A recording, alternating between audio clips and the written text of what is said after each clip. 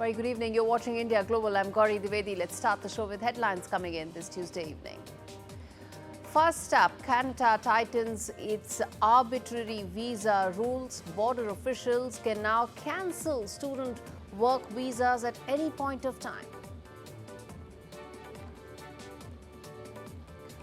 The row over the Nepalese student's death at KIIT grows. Nepal's human rights body now seeks probe into the death of the Nepalese student at KIIT campus 10 days back. Now, can a single case impact bilateral relations between India and Nepal? We decode. Russian President Vladimir Putin offers Russia's rare earth metals to Trump.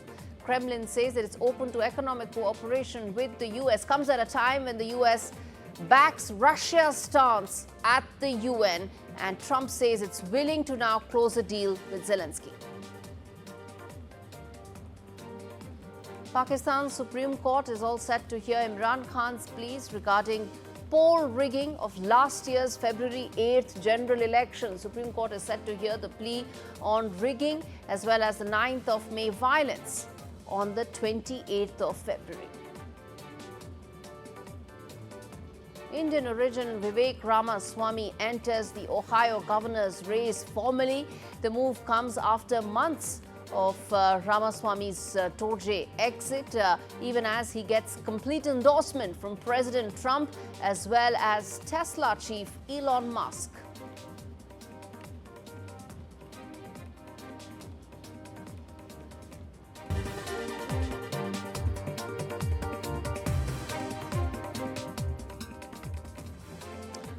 All right, the big story that we are tracking today is, the latest that's coming in as far as Canada is concerned. It has now come out with fresh measures to what it says is going to curb migration. It is also likely to have an adverse effect on tens of thousands of foreign students, including those from India. So what has really happened, viewers, is that Canada has now decided to tweak its visa norms, giving extraordinary powers to its policemen and to its law enforcement agencies to see if at all someone's visa needs to be revoked. There are specific conditions that have been outlined, but it adds to huge amount of uncertainty for those who are already there. It negatively impacts those who apply for work as well as resident permits.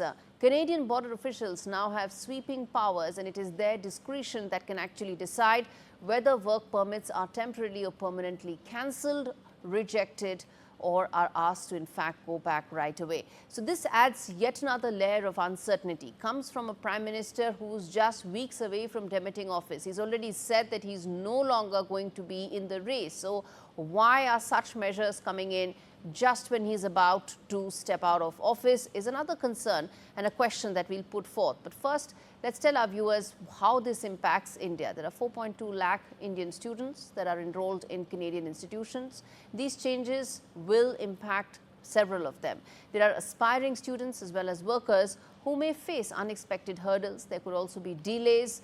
Processing time may take longer.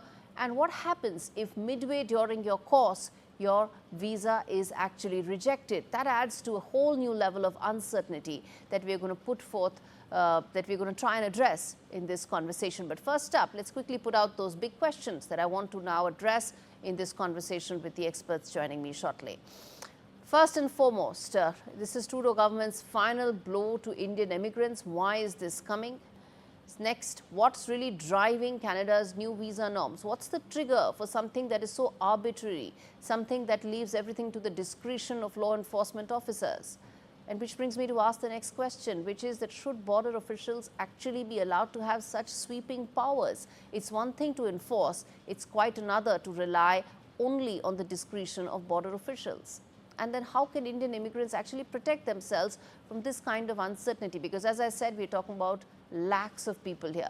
Professor Swaran Singh joins me on the broadcast, and I also have an immigration expert known up as. Professor Singh, let me start by you. This comes at a time when there is enough and more uncertainty when it comes to immigration. But it also comes at a time when Justin Trudeau is set to demit office. What could possibly be his trigger to come out with something that's frankly very arbitrary in nature? Thank you, Gaurie, for having me on your program. I think you rightly put it, the word uncertainty. The uncertainty, or I would say tensions in India-Canada relations for about last 2 years.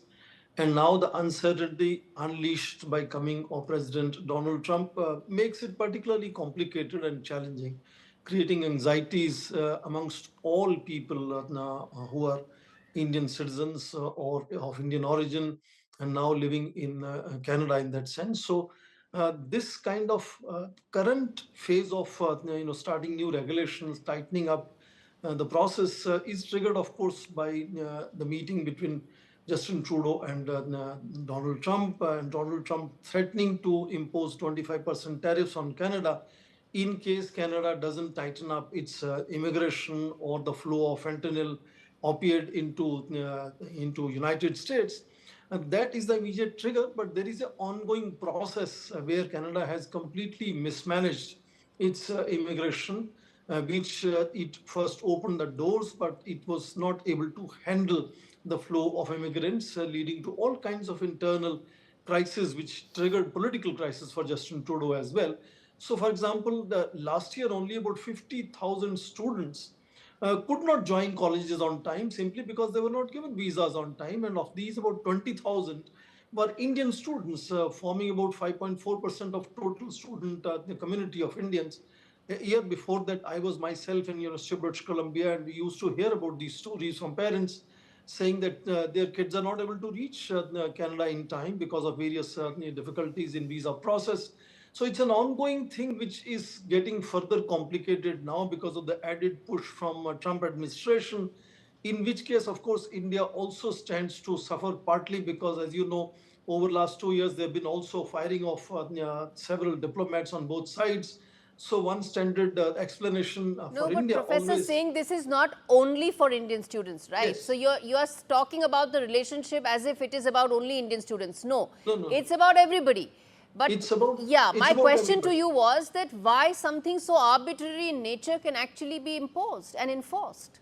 I think that also again explains how in last 2 years we have seen Justin Trudeau taking decisions which stand to no logic absolutely, and that's how you remember his deputy prime minister had resigned, saying that he is initiating things that has them that make no sense for them.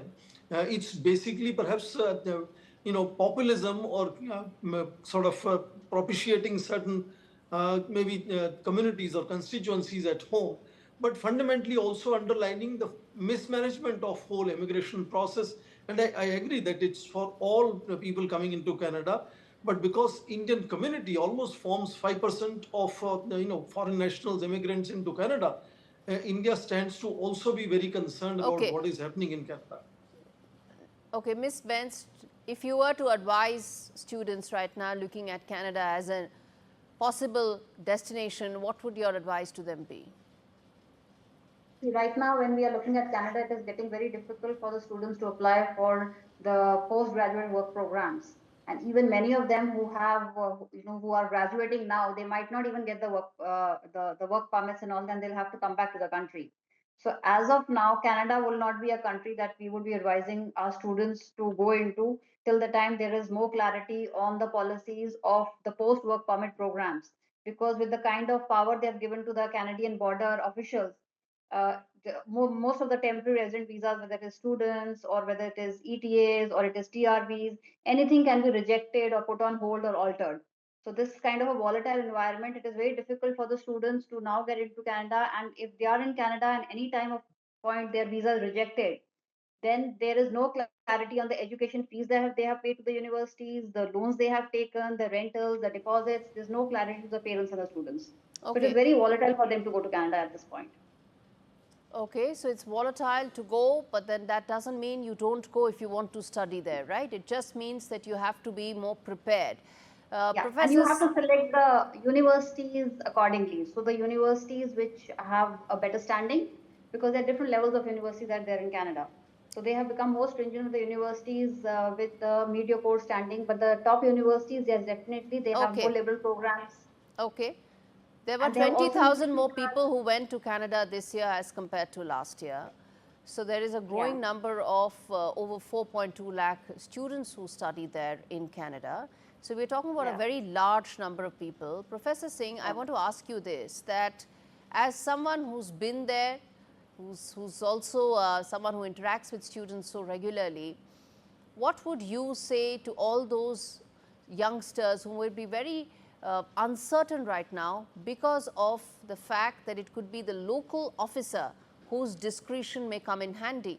And believe, and whether we like to say it or not, racism is a reality. What happens if you come across a racist law enforcement officer whose discretion and whose colored view could decide whether you stay on to complete your course or not in Canada? I think fundamental problem here is that in any democratic country, you cannot suddenly unleash regulations where you authorize border officials to deny entry, deny visa of all categories with absolutely no opportunity for a legal recourse. What kind of democratic country we would look at where you do not have recourse to legal relief to anyone who's been suddenly denied his papers? But problem also in our case is, I agree with the fact that some of the celebrated institutions would stand slightly at a better position and will not be vulnerable to those, as you mentioned, racism and biases of people among border officials. But it's also true that I think we need also to be looking at lots of these virtually unregulated agents who are, around the world sending people to the first world or developed countries with enormous investment from their families, and therefore I think Indeed. that also creates temptation to break rules and then try to make sure they are able to get back some financial gains at end of Okay, I am going to then their ask you another education. question before I get in Nona very quickly, which is that, what about the local sentiment right now? Canada is also going through its period of churn. The Conservative Party is gaining momentum. It is coming, or it is going to fight election on an anti-immigrant plank. Do you think it is Trudeau's last-ditch effort to try and, possibly gain some momentum with the local sentiment? I think it's both placating to local sentiments, but much more placating to President Donald Trump, who's threatening 25% tariffs in case immigration is not regulated, and is blaming Canada for not controlling that kind of flow of drugs and so on. But it's also important to see that, by now Justin Trudeau should understand that at least for short-term future, his political career is finished. I mean, I don't think he's being endorsed by any number of people. His own party, his own people, his media, everybody is distancing or against him. And we will definitely see some change after elections, but the whole mood, fundamental problem for a common Canadian, whether he's an immigrant or citizen today, is that cost of living has gone up and the anxiety has gone up because of these whole media coverage of regulations of this nature. And that anxiety and the cost of living going up makes them really much more sort of look at blaming on people who are coming from Okay. outside. Now, you made a very valid point, sir, about the fact that this is some way of trying to placate Trump, given the fact that the Trump administration has been saying that Canada needs to work on its open border with the US, the northern border as it is called. Nona, now respond to the fact that there is now a sentiment that is both in Canada as well as in the US and several other parts as well.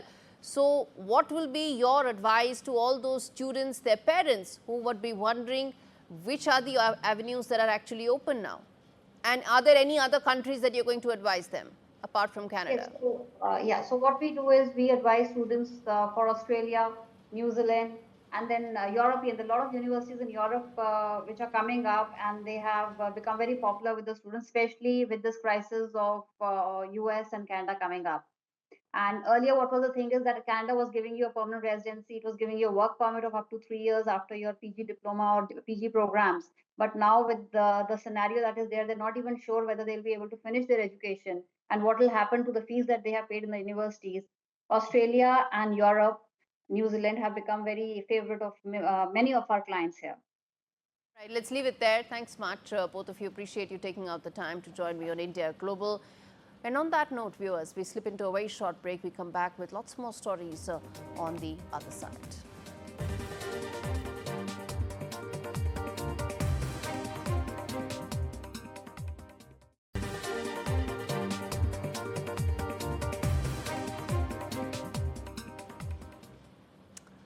Welcome back. You're watching India Global. We now turn our attention, well, to what's happening in Bangladesh. In a fresh war of words amidst the recent tensions in New Delhi and Dhaka relations, Bangladesh interim government's foreign affairs advisor, Tawhid Hossain, has in fact come out with some very scathing remarks, and he has said that speeches of former Prime Minister Sheikh Hasina is in fact adding fuel to fire in Bangladesh, completely, in fact, not owning up to any responsibility as to how things have fallen apart when it comes to Bangladesh. There has been a collapse of law and order as well as administrative machinery. But for Tawhid, what he has done is put the entire blame squarely on Sheikh Hasina and India by extension, because India has given refuge to Sheikh Hasina right now, who fled after that student revolution got extremely violent.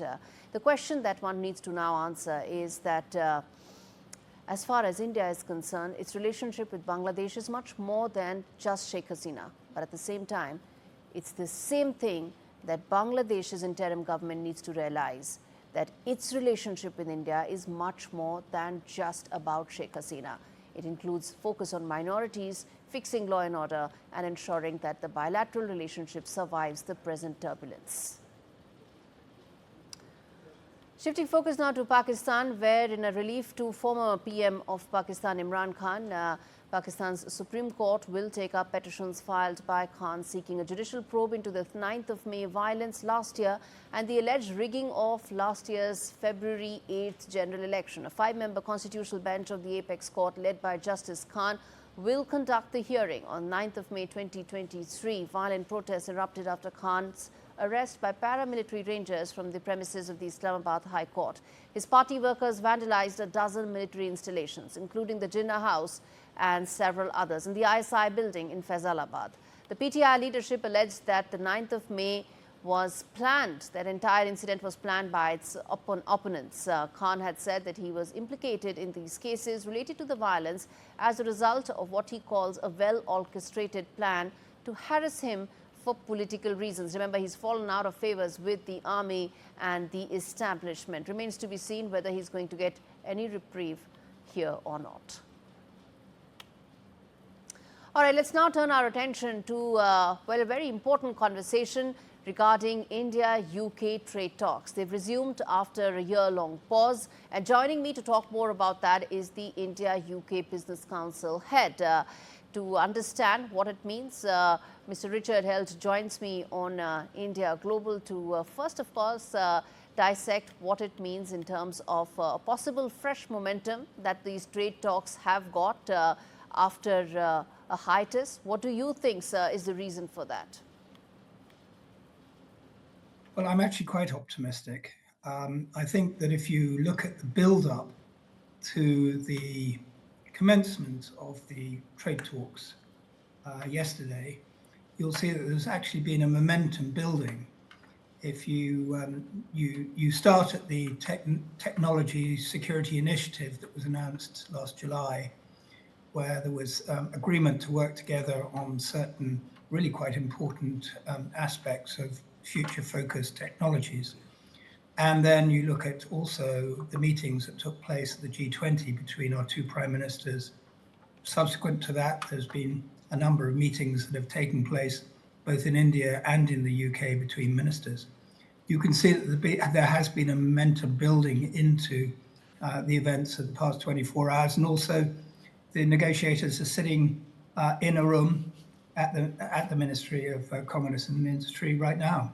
So yes, I'm optimistic. Okay, these trade talks have been going on. There are some sticking issues, but what, according to you, are the deal breakers from the English side? Well, I think the deal breakers, are there deal breakers? Well, that's a very good question.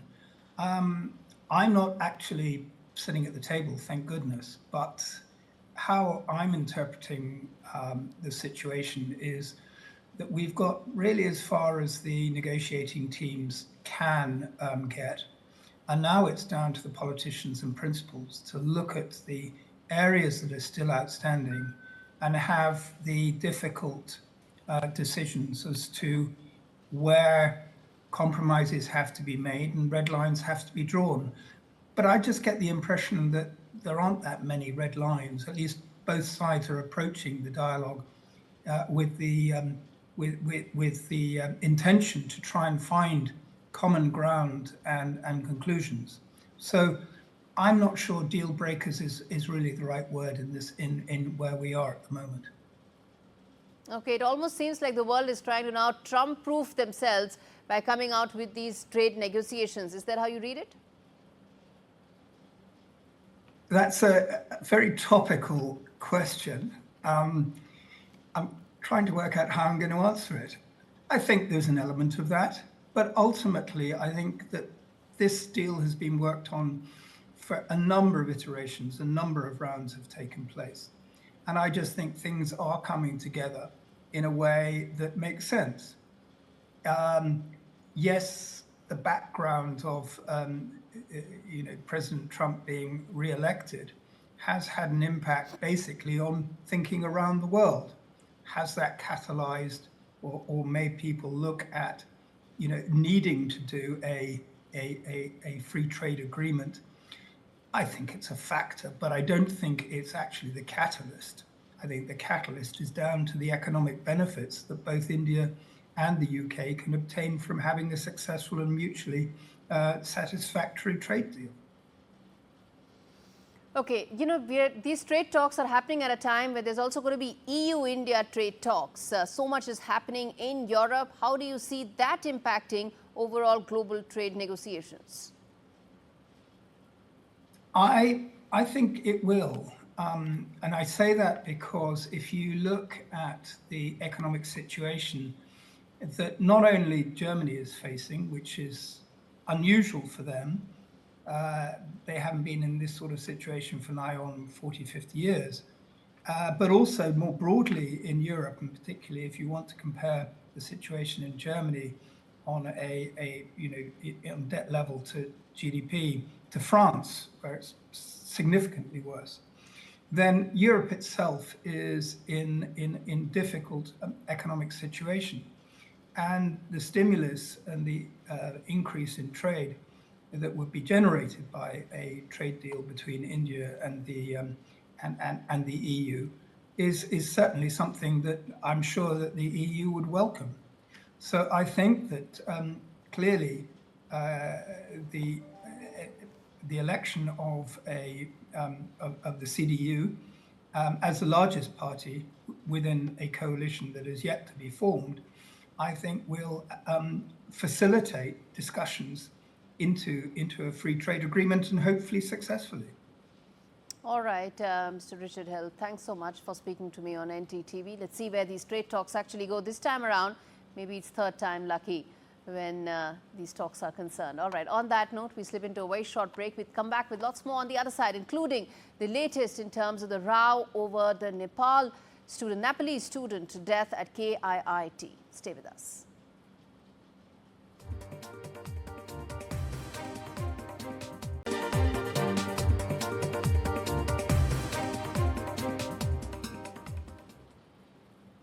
Welcome back. You're watching India Global. We now turn our attention to, a story that has impacted bilateral relations, or threatens to do so at least. 10 days since a Nepalese student's death by suicide in KIIT in Odisha caused uproar across both India and Nepal, the National Human Rights Commission in Nepal has now approached their Indian counterparts demanding an investigation into the alleged ill-treatment of that student at the hands of some officials at the private university in Bhubaneswar, demanding justice following the death of a BTech student from Nepal. So far, the Odisha government has ordered a probe into the case. NDTV's Prabhakar Kumar joins me from Bhubaneswar to really give us an update as to how things are looking right now. Prabhakar, first of all, explain to us how things are right now on ground. This is an issue that's not dying down. Far from it, in fact. There have been parallel reports that are coming in terms of what's happening on ground. Tell us the situation. See, as far as the situation inside the campus is concerned, most of the Nepalese students who had actually been sent to their respective homes, they have returned back. And those who had not left, they are now inside their hostels. They have resumed their classes. So the administration of the KIIT University on its part when they issued an order for the Nepali students to vacate the campus, and immediately after which the Prime Minister of Nepal intervened. They immediately contacted all the parents and the students. They also held a Zoom meeting with them, and they were requested that the order was rolled back, and they were requested to come back to the campus as soon as possible, assuring them all help and no punitive action against them. So most of them, they have returned back. They have resumed their classes. As far as the investigation in this particular matter is concerned, remember when the Prime Minister of Nepal had intervened in this matter, he had posted on his X account. Then 2 officials from the Nepali embassy at New Delhi, they were flown in to Bhubaneswar. They were assisting the investigation as far as the local police is concerned. They were in contact with the authorities of the university, and they remained parked there for a few days. They ensured that all the students who had left, or especially from Nepal, they are back into the campus safe and sound. Now this is a fresh development in this case, where the Human Rights Commission of Nepal has been asked to inquire into it, and they are in touch with the National Human Rights Commission New Delhi for a further inquiry into this matter. All right, Prabhakar, we leave it there. Appreciate you giving us that update. Let's now quickly put those big questions that I think we need to put out before we try and get answers to some of them in this discussion. The first is that can a single case impact India-Nepal ties? Of course, what happened with that girl was very, very disturbing and shocking, but let's not lose sight of the fact that it's a single case. The second question that we are, in fact, I'm going to put to the panel is that what special protections can be given to foreign students? What is it that can really provide them the kind of assurance that it is a single case and should not be seen in a larger context? The third key question that I'm posing today, in fact, viewers, is that should India launch a fresh probe? There are some allegations, there are some possible counter allegations. At the end of the day, there's uncertainty. Should we have a fresh probe? Let's put that out to Ambassador Ashok Sajjanar, who's joining me on the broadcast, KS Tomar, who's also someone who understands Nepal affairs very closely. It's also with me on the show. Ambassador Sajjanar, the first question that I want to in fact address is that it's a very unfortunate case. We must get to the bottom of it, but we should never lose sight of the fact that it's a single case. No, absolutely. Thank you very much, Gaurie, for having me on the program. You're very right. Our relationship is a very broad-based relationship. It's a very deep relationship. That having been said, there are elements who are want to fish in troubled waters. They have their own agenda. They will try to do that. So it is, but notwithstanding what these elements try to do, try to vitiate the atmosphere, I think what India really needs to do is, for its own sake, it needs to get to the bottom of this affair, which I think they are doing. The Ministry of External Affairs has got into it. The Chief Minister of Odisha has got into it. They are conducting inquiries, etc. And, as your reporter has also said, in my view, it is very reassuring that all the Nepalese students have come. There have been some instances, some arrests have taken place. So action is being taken against those who have committed mistakes. So I think it should, both sides need to collaborate, both sides need to cooperate, rather than, trying to fish in troubled waters, so to say. Mr. Tomar, let me bring you in. Explain to us or talk to us about what exactly is the view in the Nepalese policy corridors. Because, if India is doing everything it possibly can, then why is it creating this atmosphere of mistrust? Let me tell you very briefly that I've been in Nepal for Hindustan Times for 6 years. That was the transition of democracy in Nepal. So I've seen from the first hand. My experience is for 6 years. So I can tell you the question which you raised now is very, very important. Because first thing, we have to really create the confidence amongst the Nepalese students who are feeling scared now. So what I perceive is that when I was there, there were anti-India forces very active there. So it was Indian Foreign Ministry who used to really take the preventive steps. Now, the same thing may happen now. I don't know exactly how much active they are, but these nationalist forces may exploit it. and projecting it that Nepalese students are very unsafe in India, which is wrong. Because there are three takeaways from my assessment and analysis. First, take that we must prepare the future action plan.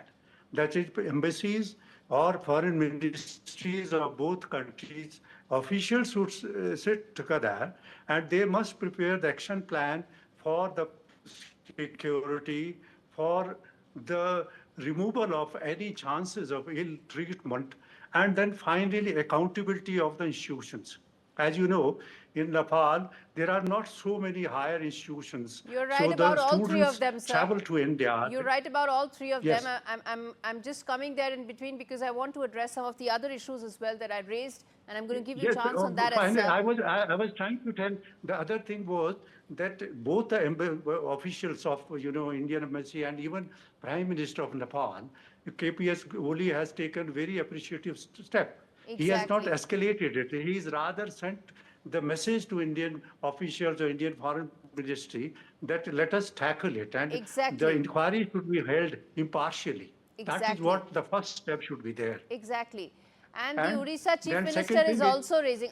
Just a second, sir. I have another follow-up question, and then I'm going to come in and get you a chance to respond to that. Ambassador Sajjanar, you mentioned about that some elements are trying to fish in troubled waters. Who are these elements, and who stands to gain that a single issue becomes wider in terms of a possible diplomatic escalation between India and Nepal? Who stands to gain? Gaurie, relations between two neighboring countries are always very, very sensitive. So they have to be handled very carefully. Even when there are no issues, they can be the political, those who are, anti-Indian forces, they can, try to do something. What happened as far as the Lipulekh border was concerned, as far as, and it was made into such a big issue when a road was constructed, that there were 3 areas which Nepal then started claiming, and then they changed their constitution and they issued maps and issued coins, etc., etc. So I think we know that there are anti-Indian elements. KP Sharma Oli, who's the current prime minister, he does, resort to hyper-nationalism. Basically, last time he tried to do that to stay in power. I'm sorry. So we have to be very mindful of such elements and such forces. I'm very happy to see if the Prime Minister is behaving in a very responsible manner this time. We need to promote and encourage the responsible voices coming out of Nepal and do everything, leave no stone unturned, reach out to the Nepalese students so that they are able to send out a message also to their own people that, we are safe.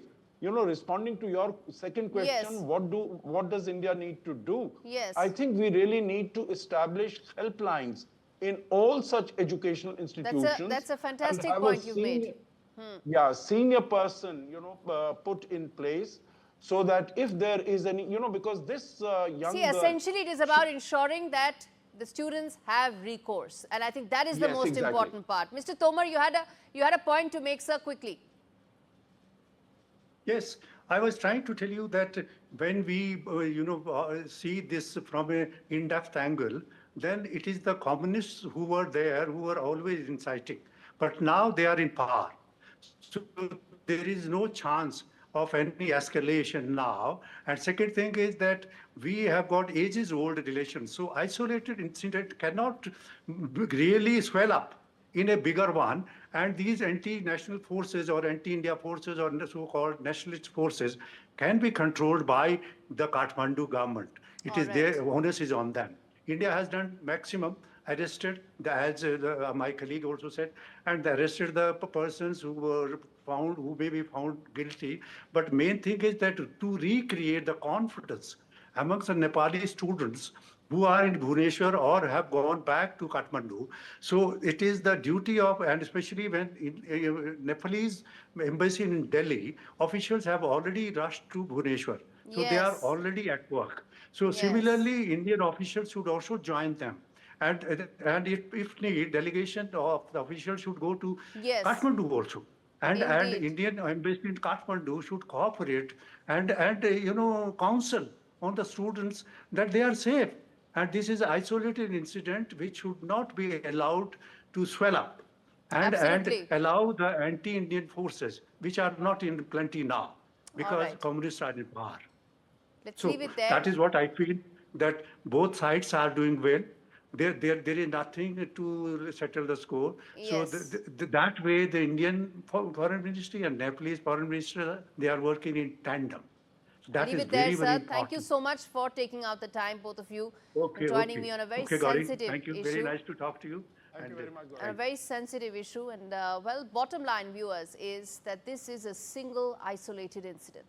One where a Nepalese student may have been wronged. But this is what I want to say to all those young Nepalese wanting to study in India. There are over 13,000 Nepali students studying in India, comprising 28% of the total international students in India, requiring no special visa, just a valid travel document. That's how India embraces its Nepali students. And post-studies, if you want to find employment in India, we have never discriminated against you. All you need is appropriate visas that are required for working. So a single isolated case cannot be the benchmark to make broad, sweeping statements about India-Nepal relationship. And as far as this case is concerned, the conduct of the private university has been shocking, and the government must first act against the university and then ensure that it provides assurances to international students, particularly those coming from Nepal. All right, on that note, we slip into a very short break. More on the other side. Stay with us.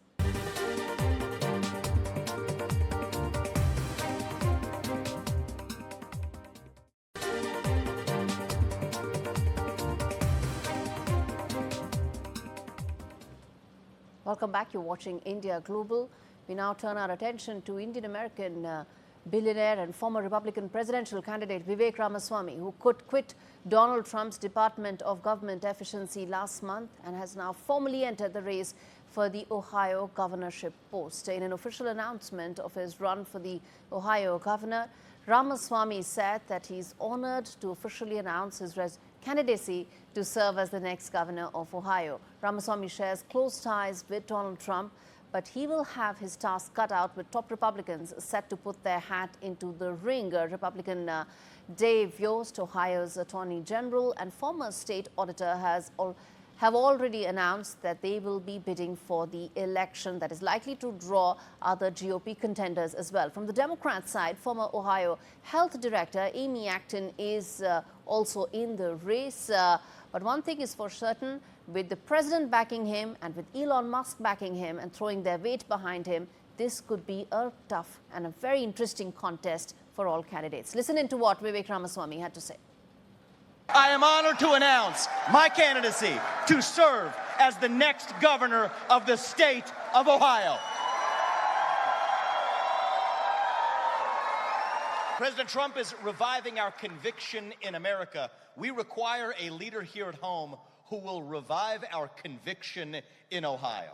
And that is why today I am honored to announce that I am running to be the next governor of a great state at the heart of the greatest nation known to mankind, the state where I was born and raised, the state where Apurva and I raise our two sons today, a state whose best days are still ahead. I am honored to announce my candidacy to serve as the next governor of the state of Ohio.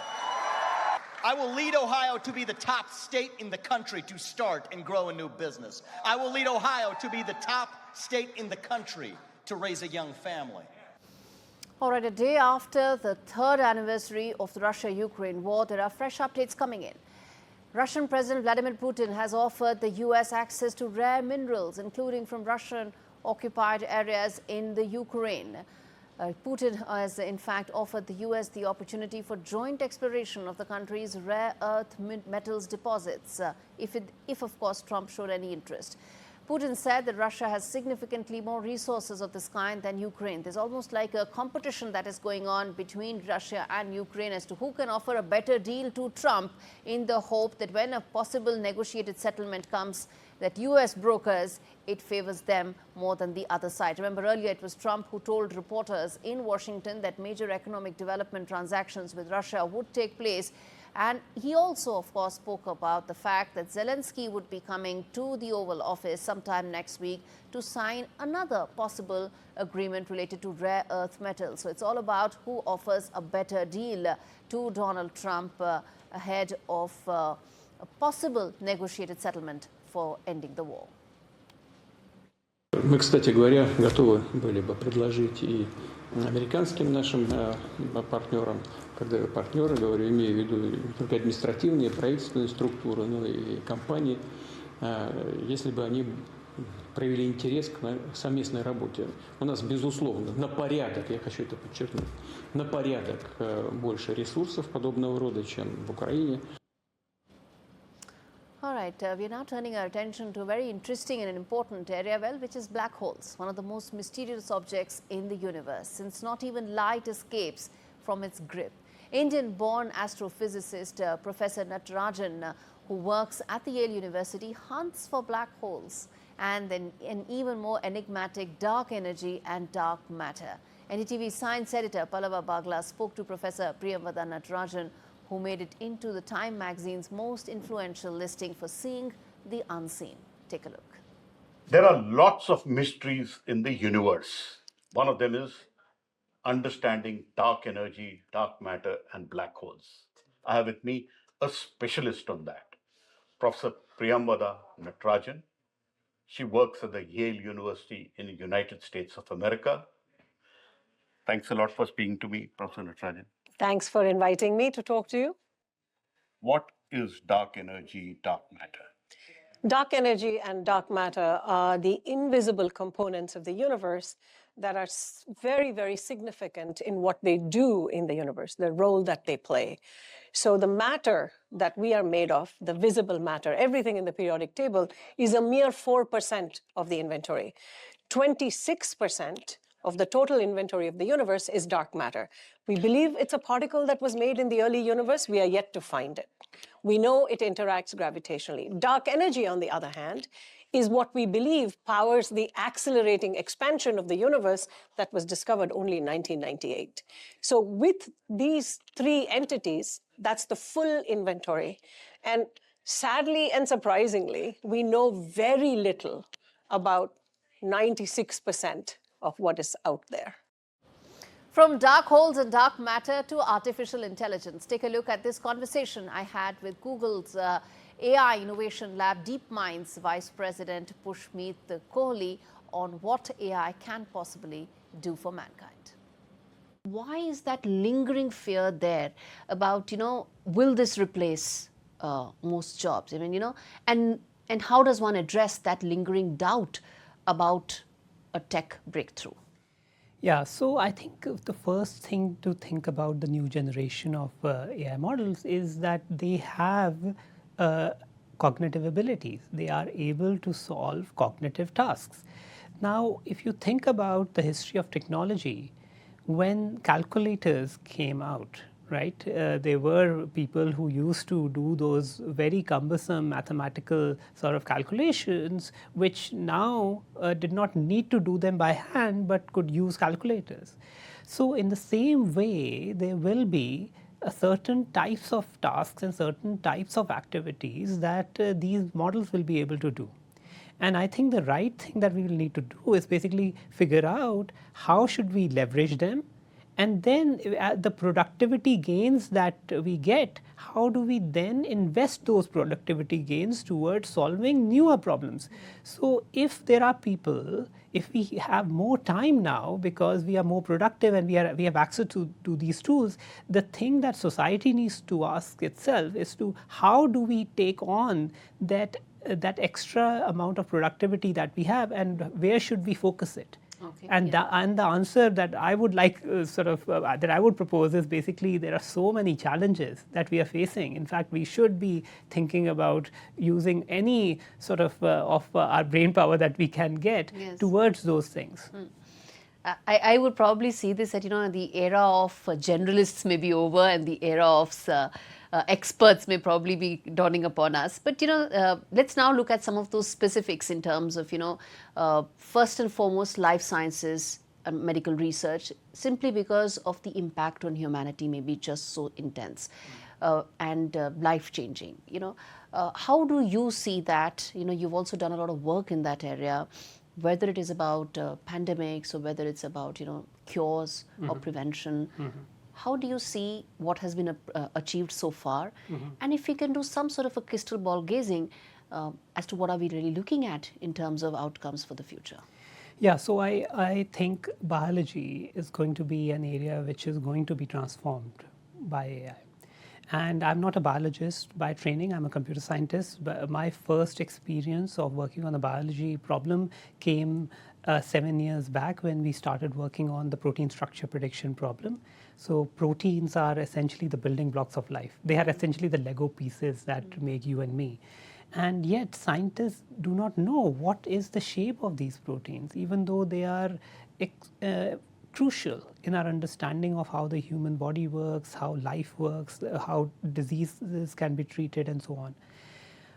What we tried to do with AI was we tried to solve that problem, and our solution, the AlphaFold 2 system, was considered the breakthrough system for and a solution of this problem, and has recently won the Nobel Prize for that work. Yes. What it allowed scientists to do now is basically make predictions about these structures, just unlocking and uncovering the vast space of biology and giving sort of people much more agency in terms of accelerating drug discovery, developing sort of better vaccines, sort of even supercharging sort of work on developing enzymes that can fight things like plastic pollution. So that is just one area of understanding the structure of proteins, the building blocks of life. Now think about that in the context of understanding our genome. Yeah. Like what happens, how are we different in different ways? What does that mean in terms of our susceptibility to certain types of diseases? Yeah. So the amount of information and knowledge that can be uncovered using these techniques is just immense.